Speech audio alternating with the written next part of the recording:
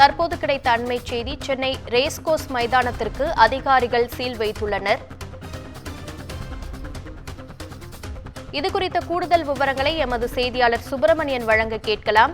வணக்கம் சுப்பிரமணியன், எதற்காக ரேஸ்கோர்ஸ் மைதானத்துக்கு வருவாய்த்துறை அதிகாரிகள் சீல் வைத்திருக்கிறார்கள்?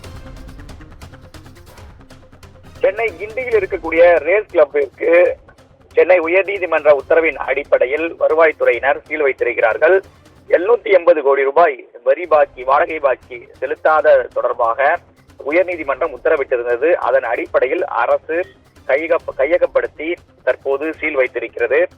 அரசுக்கு சொந்தமான 160 ஏக்கர் நிலத்துக்கு செலுத்த வேண்டிய வாடகை பாக்கி 730 கோடியே 86,81,297 ரூபாய் ஒரு மாதத்தில் ரேஸ் கிளப் நிர்வாகம் செலுத்த வேண்டியது இருந்தது.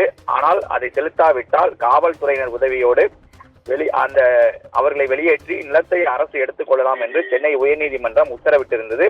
அதன் அடிப்படையில் தான் தற்போது மாவட்ட நிர்வாகம் இந்த நடவடிக்கையை மேற்கொண்டிருக்கிறது. குறிப்பாக வரி நிலுவையை காரணமாக காட்டி சென்னை ரேஸ் கோர்ஸ் மைதானத்தில் இருக்கக்கூடிய கிளப்பிற்கு வருவாய்த்துறை அதிகாரிகள் சீல் வைத்திருக்கிறார்கள். அது தொடர்பான நோட்டீஸும் ஒட்டப்பட்டிருக்கிறது.